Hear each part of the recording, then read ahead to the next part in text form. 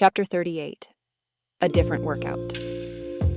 Teresa Montgril wiped the sweat from her brow, exhaling a shaky breath as she reached for the pair of 15-pound dumbbells Neil had set in front of her.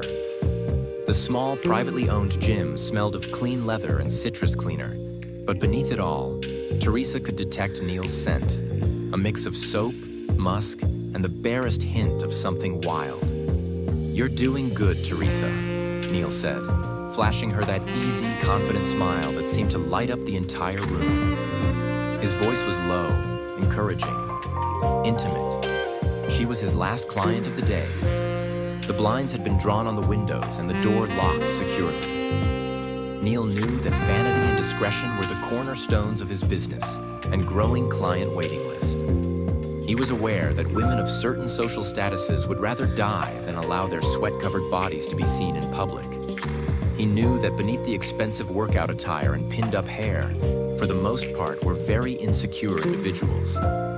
Teresa sat on the weight bench, adjusting her posture as he straddled the bench behind her, his chest less than a foot from her back.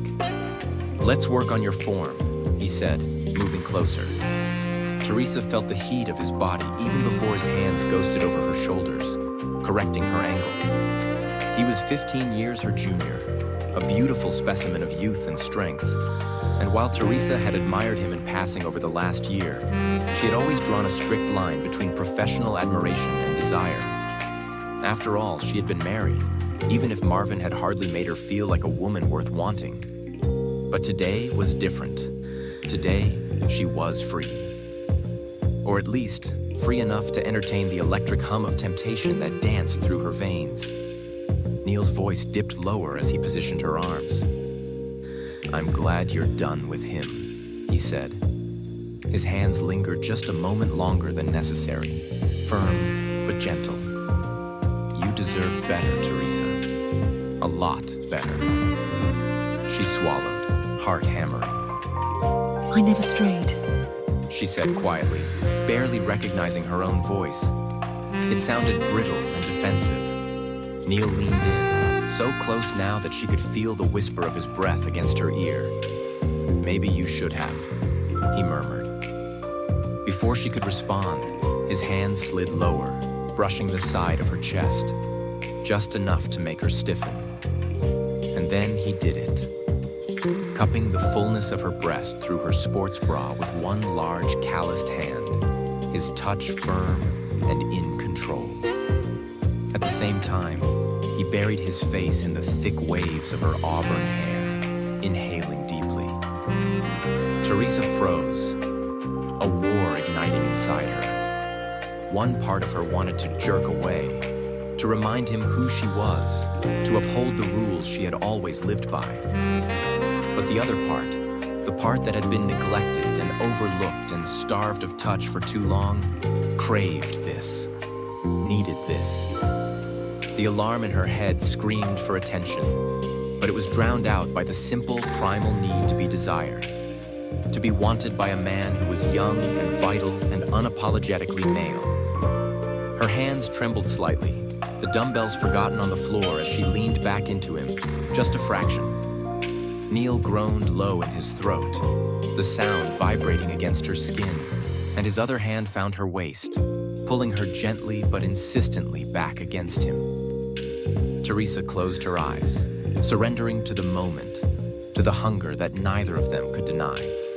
In the quiet hum of the gym, surrounded by mirrors and steel, Teresa Montgril let go of the woman she had been, polished, dutiful, reserved, and gave herself for the first time in years to the pure, reckless freedom of being wanted.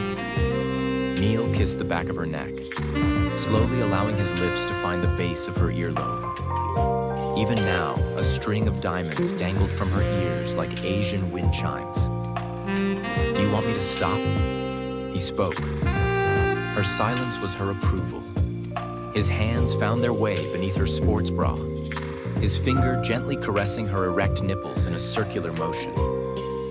Teresa had forgotten the feel of hard, swollen nipples. Beads of sweat began to form on her temples, the feel of his hardness pressing firmly against her lower back. She raised her arms, allowing him full access to a breast while taking in the thickness of his hair. Teresa's fingers penetrating like a beautician giving a seductive shampoo. Her thighs tightened as she felt her own moisture, her back finding a natural arch. Before long, he stood before her, his proud member making its presence known beneath the fabric of cotton sweatpants. May I? She whispered, her words delivered in a low husk. Tugging at his bottoms before he could answer, she reduced his pants to a gray bundle at his feet. Then she closed her eyes and took him, her tongue tasting him as one would a soft-serve ice cream cone on a mid-July day. It had been a long time since her lips had known such a rigid member with such a strong personality. He found the far ends of her throat, and yet she yearned for more. Neil, in Teresa's mind, was well equipped to cater to her desire. Then he gripped the bottom of her sports bra and removed it from her body, completely exposing her 34C breast that had recently undergone a slight lift. Kneeling before her, Neil captured her breast between his lips, licking, kissing, and seductively sucking at her swollen nipples. Teresa bit hard at her bottom lip in effort to tolerate the pain to her breast that was equaling pleasure. "You like this?" Yes. she replied. Then lifting her hips, he removed her bottoms. Neil was momentarily distracted by the small tattoo of a four-leaf clover that rested high within Teresa's left inner thigh. In his mind, he chuckled. Luck and new pussy always went hand in hand. Parting her legs, he straddled the bench to face her. Mounting her like a jockey would a prize racehorse, he entered her wetness, exploring her thoroughly, all the while overtaking remnants of her husband by depth and girth. Teresa grabbed onto the horizontal weight bar as balancing leverage to support the deep arching of her back. She wildly met his every thrust. Beads of sweat trickled down her cleavage as the aroma of physical contact filled the air. With each intense landing, Neil released a primal grunt, his arms cradling her thighs as his body weight pressed him firmer against her mound, his member excavating her valley, each of his massive strokes invading her more. Teresa's abdomen suddenly constricted as her body began to quake from orgasm. God, I needed this. It's been so long. She whispered to herself.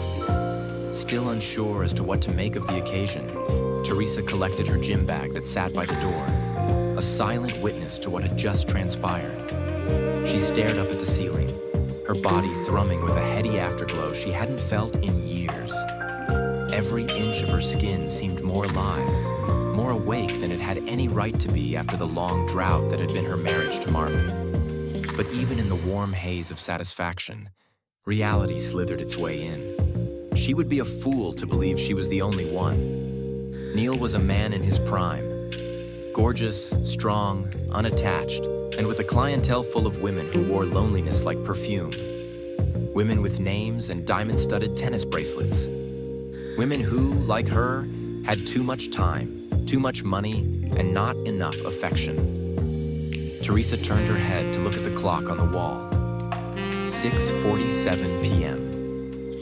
Early evening in Fairfax, and the sun was still clinging stubbornly to the horizon. She wondered briefly if Neil was already thinking about his schedule for the next day. If another woman somewhere was preparing her gym bag for Neil's next appointment. A bitter laugh escaped her lips before she caught it. Number she would not delude herself. She wasn't dating Neil. She had no illusions of candlelit dinners or hand-in-hand strolls through the high-end galleries of Georgetown. Marriage? Absurd. Their age difference was a chasm that no amount of lust could bridge. And even if it could, her world, her real world, would chew him up and spit him out. The elite social circles she moved in were filled with women who had married right, invested wisely, and perfected the art of smiling while slicing each other apart. They would spot Neil for exactly what he was, a beautiful indulgence, a guilty pleasure. To be seen with him publicly would not simply invite judgment.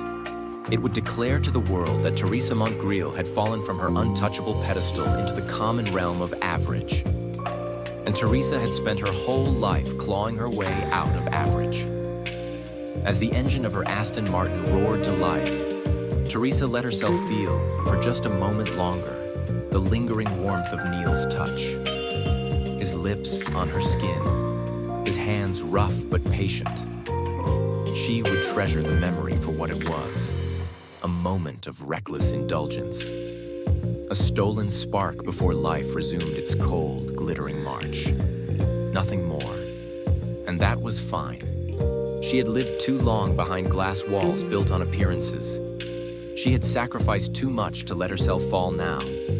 She would keep Neil where he belonged, in the shadows of her private life, hidden behind the heavy drapes of discretion. He was a beautiful escape, a well-kept secret.